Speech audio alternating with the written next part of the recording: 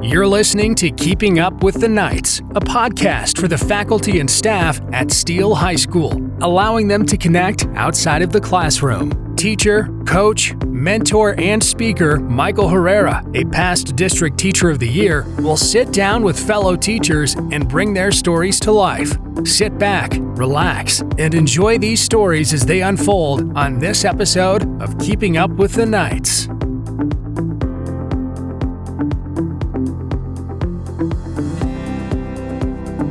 All right, welcome back, Knight Nation, to another episode of Keeping Up with the Knights. I get to sit down with my partner in crime, Coach Lonny Hubbard, man. Lonny, thanks for taking some time out of your day to visit with me on this episode. No doubt, my pleasure. All right, man. So as you are well aware, I start off every podcast with 5 questions that I'll ask you. I call them bell ringers, and then you'll shoot 5 back at me, and then we'll just kind of dive into the podcast from there. So my first question is always the same. If you were to go back in time and high five yourself for something that you have done, what would you go back and high five yourself for and why? I would say, having the determination to stick with it and get a college degree, and I say why, because it's sometimes it's not hard. Not everybody's built for college. And I would say when I first got to college, I really wasn't built for college either because, I basically wasted some money because I wasn't that good. And I realized, it's not like school. You don't have to go anymore, and so it was a change for me. I had to realize that it was money coming out of my pocket, and then it seemed more important to me, so I would high five myself for having the intestinal fortitude to get through it, and some people get done in 3 years, some 4, some 8, some 9, and they're not doctors when they get 8 and 9. So as long as you get done, it's a great thing. So was there a time during your college years where you felt like you wanted to quit or not continue to go, or you knew better? I can tell you right now, yes, there was a time when I was like, I'm just going to work, make some money. I took 4 years off. I didn't go straight through. I did a couple of years, and I literally had 4 years off. And that's between deciding what you're gonna do. I'm obviously, and this story. I'm obviously not who I thought I was going to be whenever I left high school, because I was like a lot of people then. I had no idea. Oh, let's go be an engineer. They make lots of money. I thought, I loved math. I did love math until it became more letters than numbers, so, that got in my way, and I could sit there and say, then I was going to be a computer programmer, which was great in itself too, and make a lot of money doing that. And I was pretty good until I ran into C++ programming language, and that changed that out too. So, it's good. I mean, I very well could have just quit, through all of that. But, yeah, I wanted to finish. All right. Question number 2, if you could play the role of a movie star or character, who would you be? I'm going to give away, one of my answers to another question I thought you may ask me. I would have to say it's Denzel Washington in Remember the Titans. Nice. That's a good choice. And that's just, the things that he had to go through and overcome, and the way he had to get the kids to respond and change their mindset, that's huge, and that's something that we go through nowadays is, getting the mindset. You already know is changing the mindset. And that's something that he had to do. And he had all kind of kickback, from parents or whoever else might be the case, Mm-hmm. So I really admire the role that he played in that. All right. Nice. All right. Question number 3. I love asking this question, man. All right. So Coach Hubbard is walking out on the basketball court, and they're going to play your theme song. What's that song when they announced the 5'10" guard from Schertz, Texas, whatever number you were, right? Mm-hmm. What's that song playing in the background? Man, that's a good one. I'm probably going to have to, that is a thought process right there. Man, I would have to say, it's like a duty thing to me. So I don't know. I really loved, growing up, and it's because of the energy that it brought and stuff like that. Van Halen's Jump, Nice. that song, because it was just so energetic, and that's the thing, whether you're coaching or whether you're playing, you just have to bring, that kind of energy to the game. So Van Halen's Jump actually did that for me. Nice. All right. That's a good choice, man. Number 4, favorite. Oh, I can't ask you that. Just kind of, well, I'll do that. Mhm. Question number 4, your favorite movie of all time. And I think I know this one, but let's see if you say it.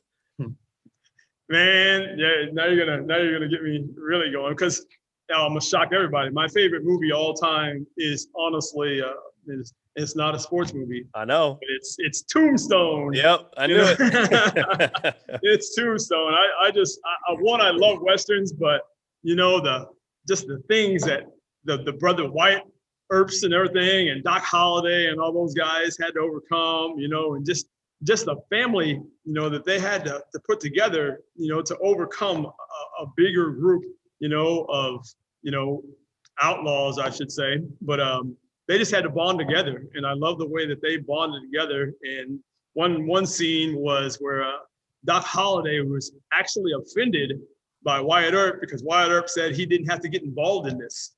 And so he was offended, because he's like, man, we're family. Don't tell me that I don't have to get involved. Whatever you do is what I do. And that's what we always try and teach, on the court, on the field, wherever might be the case, is we are one, in that situation. So he was really offended by that. But that movie really, and it's got a bunch of great scenes, so that's my favorite movie all time. Well, you know what? That's why I asked the question, because not very many people would know that about you, but I knew that. And I was like, man, he better answer that. All right. My last question for you. Question number 5 has 3 parts, just 3 things that you like to do for fun outside of this environment, outside of this world. What's 3 things that you do for fun? Man, I like nature as much as I am not in it, that much, but I really do. I like nature. So me just kicking back, and I can think of going to Capano Bay and throwing a fishing rod off the pier, and that's so relaxing to me. So I would definitely say that fishing is one of those. And I love sports. You can take me to a basketball game, a football game, and it's just the excitement, and again the camaraderie, the people going absolutely crazy, so I love that type of thing as well. And the third one, man, you already know this, I just love to chill. I'm talking, and this TV's right there, and I'm just relaxing and watching TV, whether it be a movie, whether it be sports, but sometimes it's not relaxing if your team is playing. Yeah. But man, that's just nothing else going on, clear thought, and you're just doing that, and us as coaches, you don't get that much, because you're always thinking about what you're going to be doing the next day and so on. But that's why I when I get the chance to just chill, it's great. And a lot of people ask, hey, what are you doing during spring break? I'm like, chill. That's what I'm doing. Well, I thought you were going to say barbecue, but that kind of fits in that mode. Man, that's right there. You're right. That's right there. You threw me off. I thought that was going to be number 3, but hey, those are my 5. Go ahead, shoot away. All right. First one. What's the first thing that you thought of when you woke up this morning?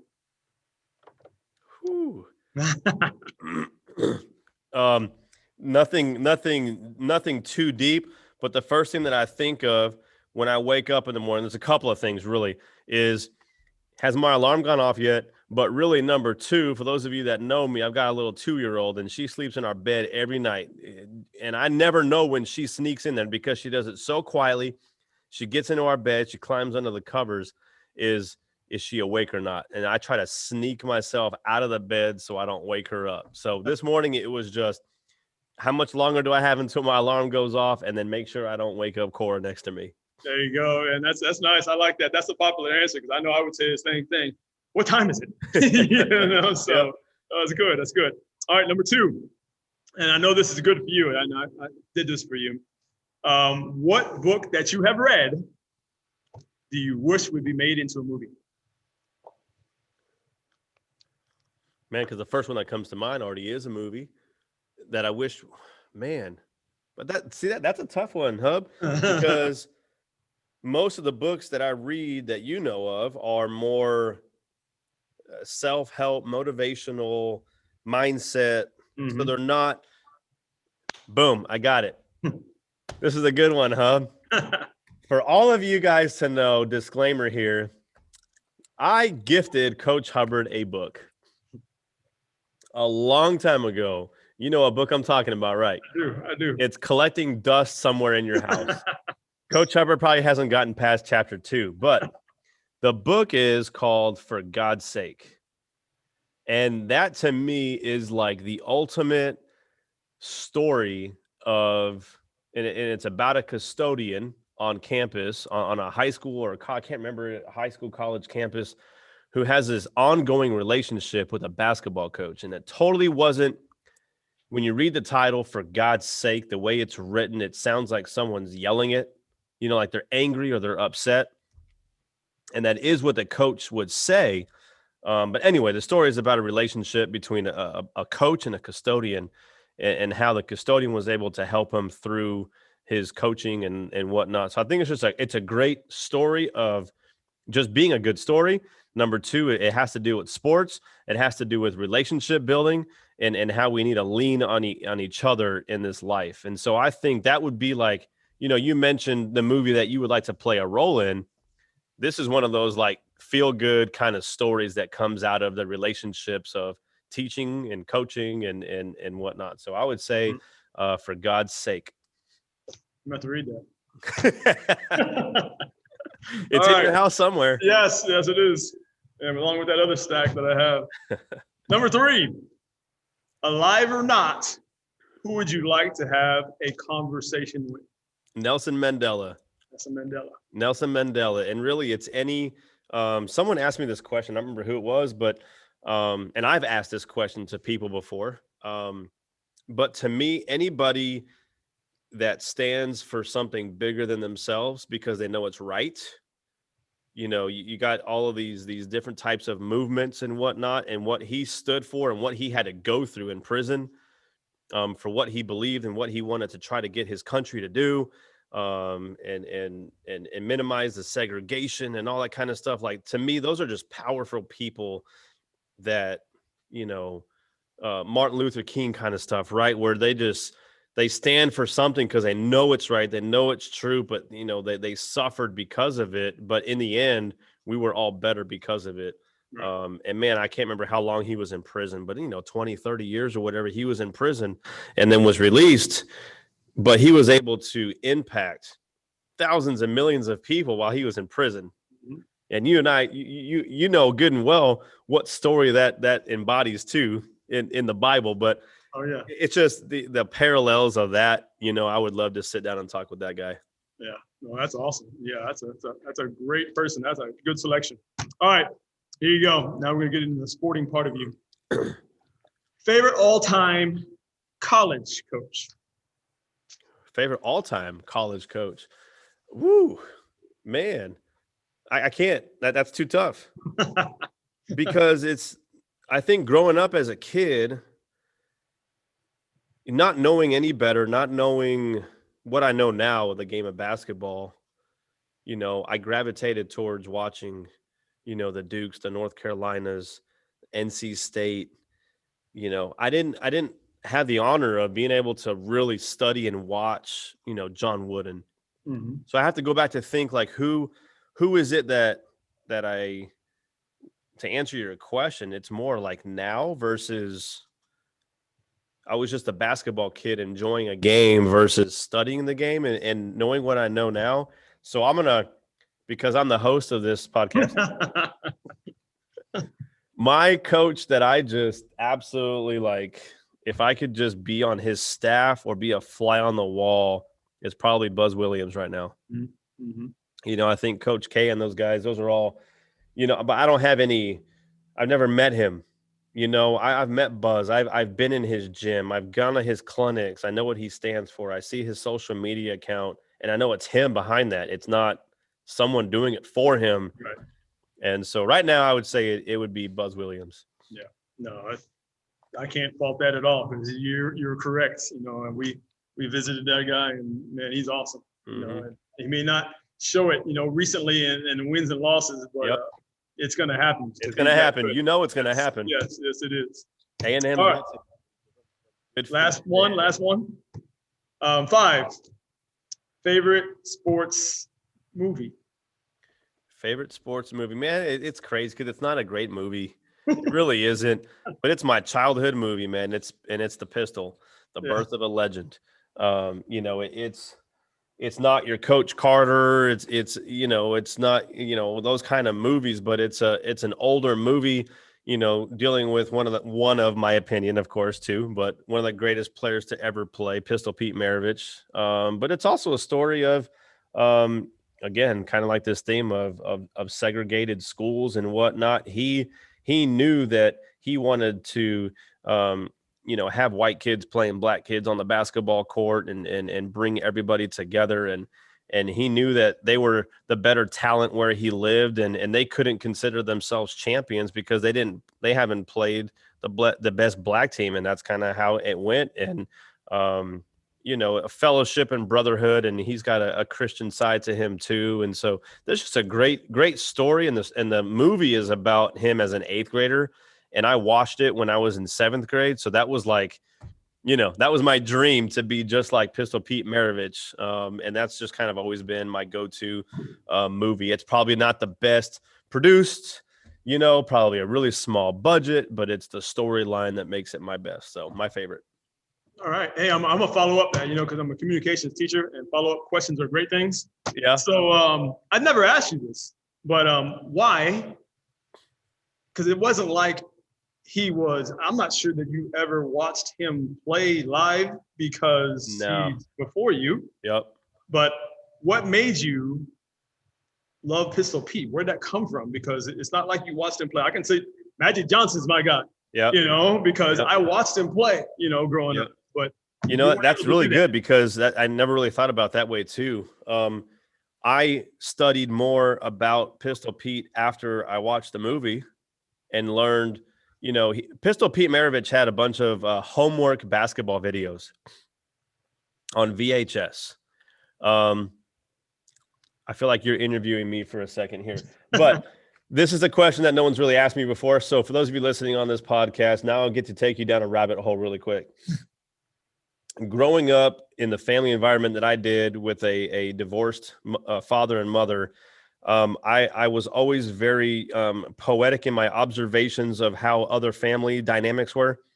And I had a good friend who was a good basketball player, but he was always being trained by his father and was doing all of these drills that I knew nothing about. I had to make things up on my own on a dirt basketball court in my mom's backyard. Whereas this kid who was one of my best friends was being trained on a nice court, nice hoop, you know, the lines on the driveway by his dad. And those were all things I did not have, right? So I learned that what they were doing is they were using the Pistol Pete Maravich homework basketball videos. And it's literally Pistol Pete in the old gym doing leg circles with the ball. It's all ball handling and all the stuff that you know me to do with our guys, our freshmen and stuff like that. That all comes from back in those days. And then I watched the movie and I saw how his work ethic was and how he never made any excuses, but he woke up and played basketball. He did his homework and then he played more basketball. And before he went to bed, he played more basketball. He was just a hoop head. And so that grew into, now I get to go watch this guy play and see video clips of him and stuff like that.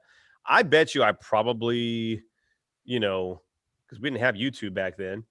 So they had to have shown clips of Pistol Pete back in the day when I was watching your Lakers with Magic and playing against the Celtics and Larry Bird and all that kind of stuff. But he was a basketball player who was ahead of his time in the league. Yes, he was a little fancy with his passes and his ball handling and all that kind of stuff. He was a little bit of a showboat. But man, it all started because of how fundamental he was in his game. So that's kind of where that all came from, man. It's good. That's good. That's good. Yep. And then I made a Pistol Pete Maravich practice jersey, and then bought his New Orleans Jazz jersey too. So, all right, let's get off this basketball talk. Let's start talking about you, Lonny. You and I have been here now for 15 years. Next year will be year 16. We got here the year after the school opened. I think I can probably count maybe on one hand, possibly two hands max, how many people are still here when you and I got here. So we've been together a long time, but a lot of people don't know, who Lonny Hubbard is other than that he's Coach Hubbard, right? So let's just start by talking about your childhood, where you grew up, what your childhood life was like with your parents, and talk a little bit about like elementary and then kind of stop at the high school time frame. That's easy, and I'm a military brat, and I came along when my dad was close to retiring. So I was almost born in Japan. Okay. But we came back to Columbus Air Force Base, Mississippi. And that's where I was hatched, so, but I remember nothing about it. And we moved to Randolph Air Force Base, and I went to kindergarten at Randolph Air Force Base. And then we got a house in Schertz, and I went to Schertz Elementary I've been in this district for a while. Schertz Elementary, and then from there I went to O. Henry Middle School, which is now Corbett Middle School. They renamed it, and from there I went to down the road, Clemens, Clemens High School. So no, I love it. And it's a great area, and I grew up here. So it is home.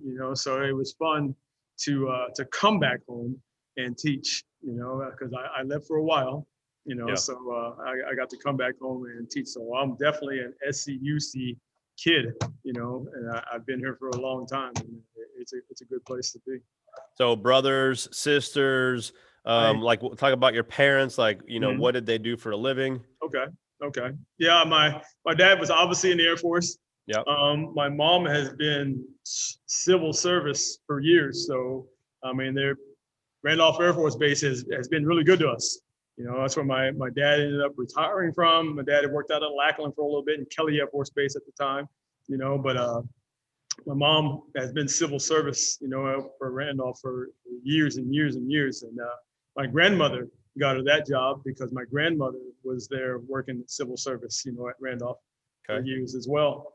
So it's Randolph, like I said, has been great to us, and it's been really good to us because my older brother, who was asthmatic, and it still is asthmatic. A lot of times you grow out of it, but sometimes you don't. But there were times when he wasn't doing so well, and then he's 5 years older than I am, and you would worry. And I remember going back to Fort Sam all the time because he was sick or whatever. But next thing I've got asthma, so I didn't have it as bad as him, but being part of the military, it made it easy. And not that you would ever do this, or I'm not telling anybody to do this, but anytime we would get sick, all we would have to say, because how you go to the doctor, okay, it's 3 hours, 4 hours, then they're coming to see you. But all we had to say, oh yeah, my asthma's acting up. And then they'll take you right now because you can't breathe, so we kind of use that. But no, it's a great area. I've seen this place just crazy develop. Where we are right now here in Steele, flat out was just a field of nothing. Trees, and just, and that's, you already know there's a reason why we've had mice, not so much this year, but we're in their environment, we invaded their home. So this place has really, really blown up, with the houses and all that stuff. You're talking about graduating class at Clemens High School was like 200 and something. Okay, so it's definitely blown up. Now we have two high schools way bigger than that. So the place has grown up. So small town feel. So like, what were some of the things that you did growing up as a kid? Sports activities. What'd you participate in? And that's a crazy thing too. And Coach McDowell would tell you this, but Buffalo Valley, which is still Buffalo Valley now, it's Buffalo Valley Youth Association. I got into that, from basketball early, baseball early, basically grew up. Basketball came along, and believe it or not, later. And baseball, I played baseball for years and years and years and years, all the way through Buffalo Valley. So BVYA has done great. And that's honestly, I can attribute a lot of stuff to Buffalo Valley Youth Association, because playing, but that's where, I started coaching, as well. I coached a little bit on Randolph, but I also coached Buffalo Valley's all-star teams and their baseball teams. And that's where I grew a love for, after going through all those, engineering and, computer programming. Yeah. And then I'm like, man, you know what? And I was coaching at the time. I said, that's fun, so I really am glad, whether it be Randolph. I coached at Randolph. I coached at Boysville. I coached for the YMCA when I was there. So I pretty much coached everywhere and learned to love it. And the best part about it now is now I do it and they actually pay me for it. Yeah. So it's fun. It kind of led into everything, just growing up and being in that environment. It kind of led to, what I am now. So in high school at some point, I guess senior year, you were like, I'm going off to college and I want to go study. What'd you start off? Math, you said? Engineering. What kind of engineering? Mechanical. And then spent 2 years in that? I spent about a year and a half in there. And then switched over to math? I switched from there to computer programming. Computer programming? Yes. And you're like, all right, man, I need to take a break. Yeah, I did. So during that break? I did. I skipped one. It was engineering, then accounting. I actually went from, I did it backwards. I would tell kids nowadays I would tell kids in a heartbeat to start off, especially if you're wishy-washy like I was, to start off, at a Lakeview, at a St. Philip's, and just make sure that your stuff can transfer, because you can figure things out there and it's a whole lot less expensive. Kids nowadays fall into I'm going to UT, I'm going to the A&M, right. Just a big name, and they have no idea, what they're going to do, right. So I would say that, and that's what I did. I actually went to St. Philip's after I left UTSA, and I actually have accounting, associates in accounting. I can tell you right now, it's accounting application specialist in accounling. Right. And that's basically Excel and stuff like that. Yeah. That's all it is. It's just a big name for being able to do numbers, in the computer. But then when I left there, that's when I went to Texas State and decided to be a computer programmer, which I thought I was going to do because I was really doing really well until C++ came along and changed my mind, which I'm glad it did, because I'd probably be, half blind and not be able to see as much because the computer programming kind of affects your eyes. Who knows, have back problems and all kinds of stuff, so it's a good thing. All right. So was it during your college years, or was it after the fact when you realized that you wanted to get into education? It was during my college years. Yeah. Not like during the break, or when you were actually going to school? When I was going to school. Okay. When I was going to school. Yeah. Right. I just kind of shifted. Going into your educational journey, you graduate college. Just take me through the steps. Take us through the steps of where you went from the time you graduated to, landing a job here at Steele High School 15 years ago. Yeah, it was weird. I did my block and everything at New Braunfels Middle School, which is awesome. There's some coaches that are there now that, and you see me talking to them at our games that were there then. And I was, basically student teaching for them at the time. And it was a great experience. I loved being at New Braunfels. It was good. It showed me a lot. But I went from there and did that was my block at New Braunfels. I did my student teaching at the, what they call the Gray campus, which is now Judson Middle School.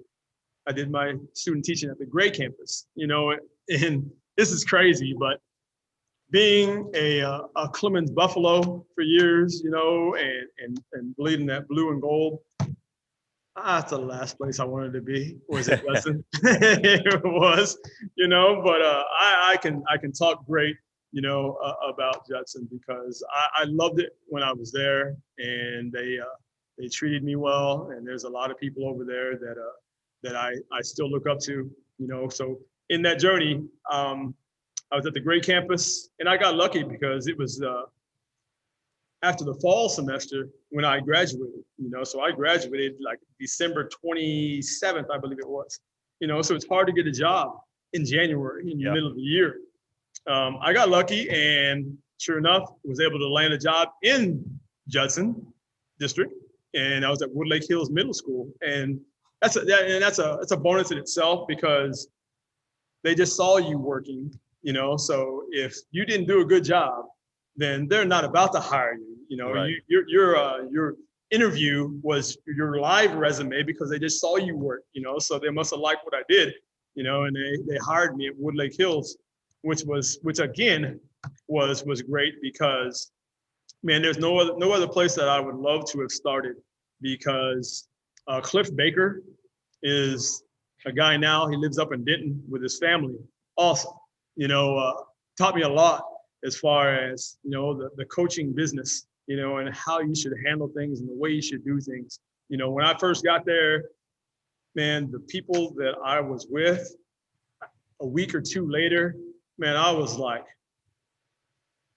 I don't know if I can do this because they were just so brash, and they seemed like arrogant to me, I'm like, hey, it's okay to be friendly, and they just weren't, but it wasn't that they weren't friendly. They were just trying to mold me, into what, I needed to be, and I can sit here and rattle off names, and I'm sure a lot of these guys, may very well even watch this, Cliff Baker, John Danaher, who's at Veterans, Richard Mendoza, who's at Veterans, Brad Mulder, who's over at Clemens. Those are all guys that I was basically working for at the beginning, and I was new, but they helped me and helped me realize, how things are supposed to be done, and right. And then next thing one of my best friends now came along maybe a half a year later, which is Coach Saenz, and there we are together, coaching 7th grade football. It's awesome. The stories that we could tell. I'll just tell you a brief, they did this to us. We had the football field, and there's a big old banner. You always see those banners, they put across the base of the stands, Lake Hills. He told us to go out there and, pin it up, with the zip ties and everything. So here we go. Okay, we'll do it. Go out there. We did it all. It took maybe 30 minutes. Finished it. Came back up. They were just looking at us. We're like, what? Well, it looks all nice and good, but I hope they don't sit in the first row because they can't see. We're like, so it's like, you let us do all that. Yeah. And now we have to go back and do it because you didn't go out there and tell us, So we're like, really? But, they're teaching us and we're learning. But after that, we had our first scrimmage. And man, our little 7th graders are out there and hopefully they got their pads on right and the tailbone pad in the right place. But we get all that straight. The cones and everything for the field, they weren't out there. Saenz and I are like, they're like, hey, you going to set up the field? We're like, set up the field? Tell us. Yeah, just push the button. What's going on? So we had to do that. So we're scrambling around. So I'm sure they did this on purpose. We're scrambling around. And then the kids were like, they wasn't even the kids. The coach, hey, are they going to wear jerseys or anything like that? Practice jerseys? We're like, so we're scrambling out there. And they're all sitting in lines, all locked in. And we're throwing jerseys out there and all. And man, no lie. Nobody wore number, I think it was 88 that day, because as we were throwing them out, it got stuck on the lights up top and everything. We couldn't even get to it. We're like, seriously? And then here we go out there, we're good now. We're running out on the field, like we're thinking of Friday night football coming through the banner. Yeah. We run out there. Man, I look up. The sign's going to kill me for saying this. But I look up. Where's Saenz? I thought he was right out here with me. Yeah. Man, that dude got a nosebleed. His nose started bleeding. So even Tiffany, his wife, was like, where's David? I'm like, I don't know. So, man, it was a great experience. I will not, ever fault, Woodlake Hills. Frank Arnold, the guy also that was the athletic director for Judson. Awesome guy, DW Brothers, those guys are awesome. And they helped, me to become, what I am, which I hope is halfway decent. And then your next step, obviously, here, right? Yes, and that was another 5 years down the line, 6 years down the line. Just so happened, I was happy, and it's all about being happy. And I was happy, but I have friends over here, and they said there was an opportunity, so I put in. It wasn't like, man, I gotta go. It wasn't that way, Right. but opportunity came, and sure enough, I was able to get in over here. And the rest is history. And it's been great. Coach Jenks is awesome. There's so many people, I can sit here and thank. Yep. Have all that time. So let's get in. So I guess the general question that I like to ask people is like, so why did you get into teaching, period? It's fun. And the whole thing, and I know you've heard me say this before, it's just simply put is making a difference. If we can go out there and do the things that we do, and it affects just one person, it's worth it. It's worth it. And you know this, reading the Bible like you do, it's like casting out the net. Yep. Okay, they say it all the time, cast out the net, because if you just get one, it's all worth it, and been fortunate, there's some people that I've encountered that really look up to and really are who they are, partly because of the things, that we've done with them in the past. And you know this, very well as well, but that's what I consider making a difference. And it doesn't have to be the athlete, it can be kids in class. And I've got, several kids in class that will come back and say, hey, coach, this is what we did. Hey, your stuff was hard to do here in the class with your interviews and everything. When I did that interview with there, it was easy, but that's all worth it because they're appreciative. There was a kid just last week that came, and I just happened to be in the office, and they came and got me in the back, and kid from like 3-4 years ago, that I did not have as an athlete. He was in my class, and he was just talking about how he's doing and how appreciative he was of the things that, that we had talked about, in school and all. So that's the thing for me is making a difference. Sure, you're not going to make a difference with everybody. It's not going to happen, but just one person, just making that difference, and just like you already know very well, in the Bible, he went back and got that one sheep. It just takes one, so it's all good. Yeah, for those of you that know Lonny, that he's on the brink of getting his wings and his halo. I tease him and I always call him Saint Hubbard. When Coach Hubbard casts his net, he doesn't just get one; he gets about 100 of them. I may cast out a net and get one, but not Lonny. He's a true saint on campus. All right, so let's kind of talk about education. You're in the classroom. What's your definition of success? How do you know that you are successful in the classroom with your students? Okay, and I teach communications.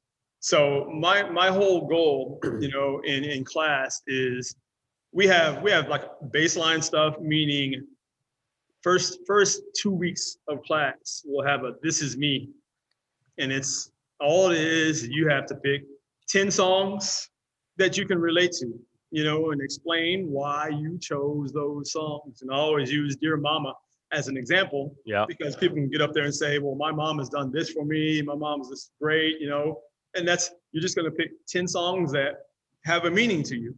And the best part about it is they have to get up in front and talk about it, which is hard to do. Nowadays you already know, hey, get the cell phone out and text. I'll say whatever I need to say. Yeah. But I can walk right by that person that I texted the night before and don't say a word to them.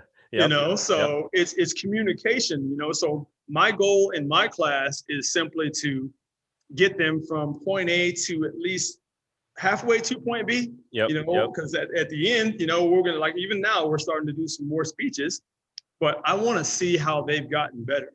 I want them to be a lot more, or at least a little bit more comfortable, when they leave my class compared to when they got to my class, because you're going to have to communicate. That's what I love about my class. I can't sit there and tell you, when you're going to need and use the Pythagorean theorem. I can't tell you that. Right. Okay. But I can tell you that at some point in time, you're most likely going to have to communicate. If even if it's just getting the people around you, you might be the smartest person on the planet, but you can't make those people around you at least half as smart. then that's no good. Yeah, I think you said it really good because, you know, when you said point A in my head, you know, and most people listening are like point B, like point A to point B. But, and I've had this, you know, you're the 24th episode and people have talked about, you know, their definition of success is student growth, right? Well, that growth again can be academically, numerically, from a 65 to a 70, and this kid passed. I mean, there's growth there by society's standards, you know, probably not academically savvy and successful as we would want them to be, but if you measure it as growth, then that's success. And so in life, whether it's my health science, your communications, it's basketball, whatever sport you may coach, as long as we in 4 years allowed that student, or even in a year, or in your case, a semester, can see growth in a kid, then there's success. So I think you said that really well. All right. So next question I have for you is in regards to, you know, how many years now? It's so 15 year at Steele, and then how many before? It's easy for me because I started in January of 2001. Okay. So just 1, 2, 3, 4, 5. All right. So, all right. So this is 20 easy. years for you. Mm-hmm. Okay. So in 20 years of education, without mentioning a student's name, you know, can you share a pivotal moment in your teaching career / coaching career, since I'm talking to a coach here, where you knew that you had an impact on a kid, or a kid's story had an impact on you? You know, Pivotal. You know what I mean?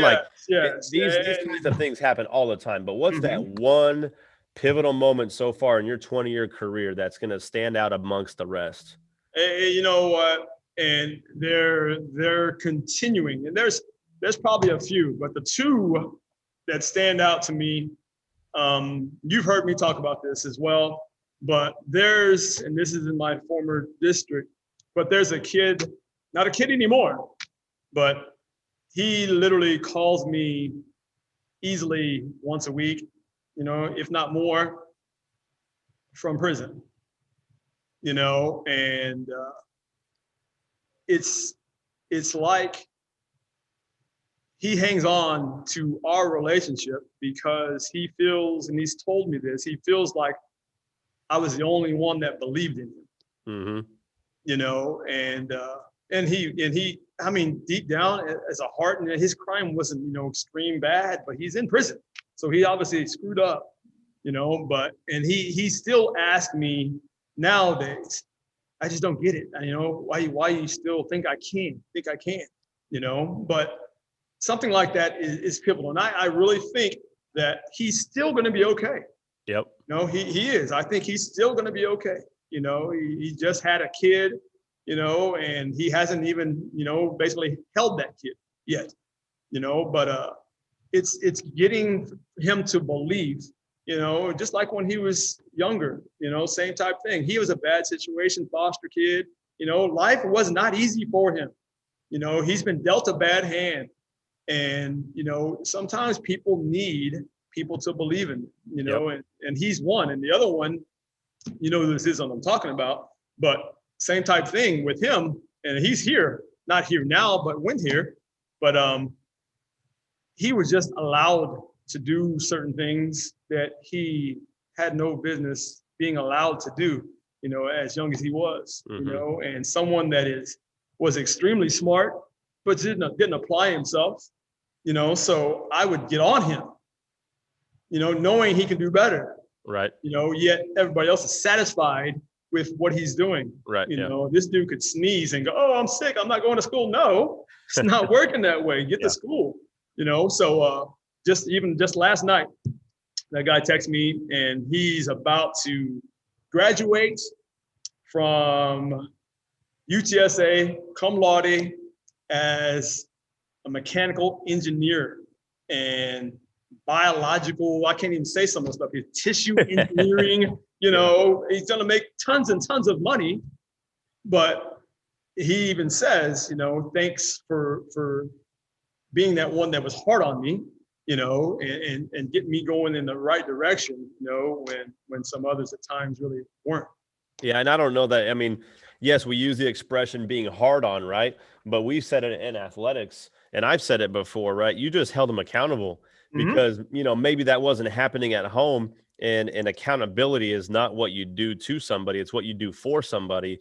And that action right there speaks volumes when you can see that success journey that he's had as no doubt. But well, hey, let's wrap things up. I've got one last question for you. It's the same question I ask everybody, and that's think of somebody on campus here at Steele currently that you would like to give a shout out. Somebody that you would like to say thank you to. They've been in your corner. They've had your back. Who would that one teacher be and why? Give them a shout out. It's such a great place. There are several. Including I know there are. including yourself. But I would have to say, you would probably guess this. I would say Coach Saenz. I would say Coach Saenz because we've been through so much together. We were separate for a little while, but we tried to fix that as soon as we could, and we did. But there's so many. I can't tell you how many conversations that we've had, from being back in the other district, to now, and a lot of those conversations are, about the kids, and how, we can make things better for them, so I love it. And you already know, I love the fact that we are where we are, and, and we're able to work together because I think with the two of us, getting our heads together, and there's a lot of good things, that can come about. Well, that's awesome. Well, shout out to you, Coach Saenz, for being in Coach Hubbard's corner. Coach Hubbard's corner. That just has a ring to it, man. But hey, Coach Hubbard, I really appreciate it, man. Taking some time out of your day to visit with me on this episode, man. I really appreciate it. It's been a pleasure always working with you, my partner in crime, Coach Lonny Hubbard. Again, thank you very much. We'll talk to you soon. Be blessed, my friend. Yes, sir. Thank you. All right, man. We'll see you. All right. Later. Thank you for listening to Keeping Up with the Knights. If you enjoyed this episode, be sure you subscribe and click the notification button so you know when the next episode is released, and then share it with your friends and colleagues. If you're so inclined to do so, would you please rate and review this podcast to help me grow our community of listeners? I hope there was something that you heard today that allowed you to connect outside the classroom. Now, more than ever, we need each other as a support system, and we need to continue to make this the best high school in the state of Texas. Thank you, Knight Nation. Now, go be someone's champion today.